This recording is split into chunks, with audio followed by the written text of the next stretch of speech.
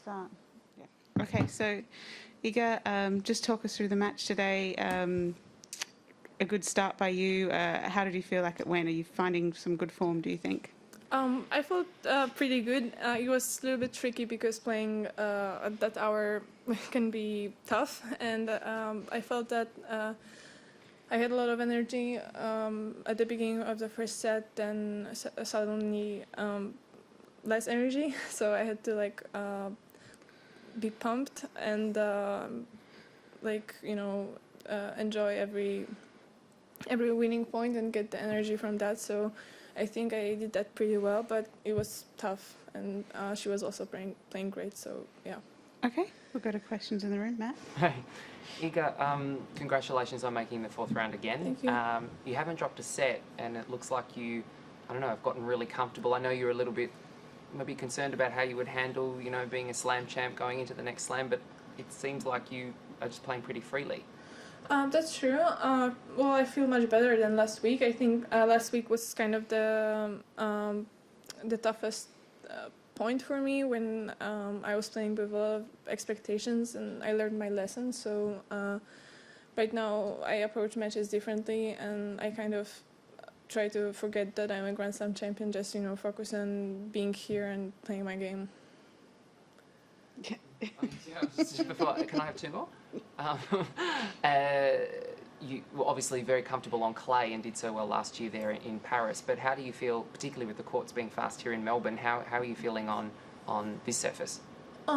Well, pretty good. I always felt good in Melbourne, better actually than in New York. So I'm really happy that I'm in a good shape and and I'm ready to perform well.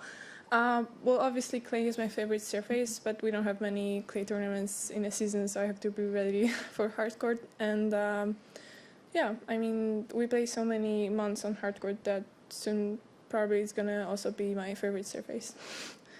You talked a little bit on court about setting up the match against Simona, and so that's obviously a very big match in the fourth round. And in the same half, there's also Muguruza versus Osaka and Serena versus Sabalenka.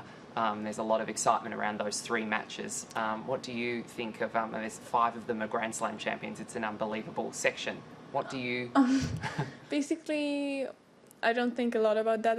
I'm just focusing on the next match. Honestly, I wasn't even looking at a draw, and I think that's healthy approach because, I'm trying not to have many expectations, and focusing only on the next match is really helping with that. And yeah, I don't care what's gonna happen in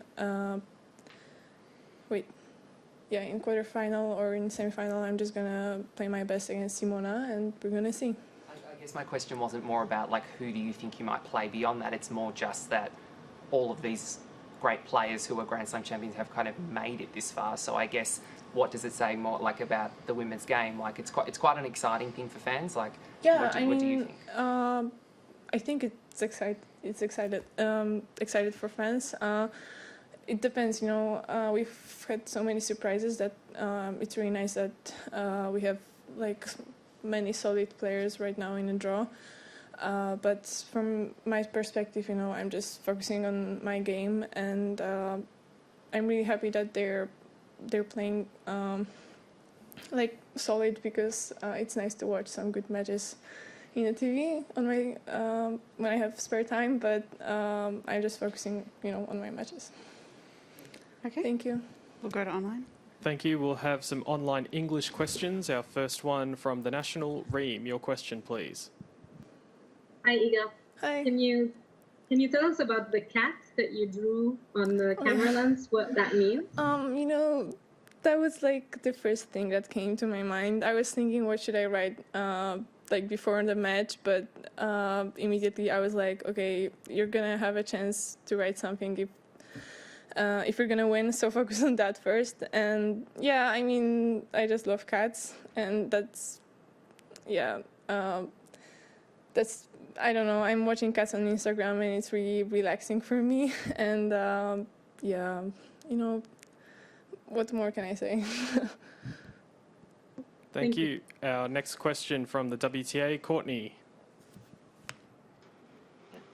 Iga, just speaking about tonight's match, there was that key game in that first set after she had run off those 4 games where you were down love 30 and you were able to pull that out. I'm curious, in that moment, kind of what were you telling yourself to kind of get back to where you wanted to be, mentally, game-wise, to get that back?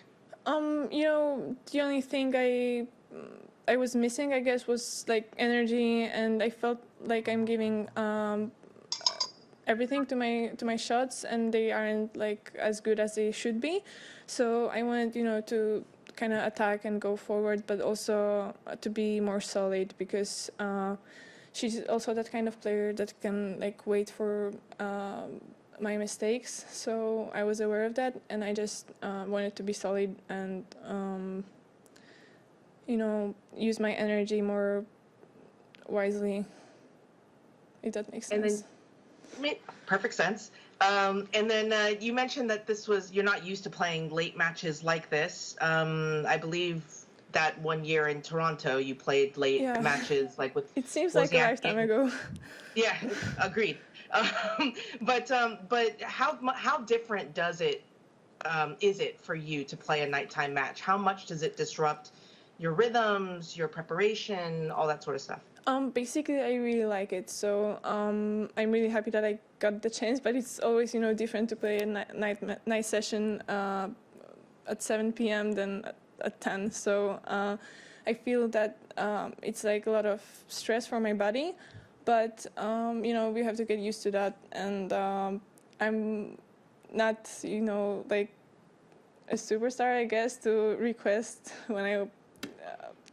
the hour of my match, but I hope I'm gonna be there soon, and I'm gonna be like more comfortable with that, because also I'm gonna get used to night session.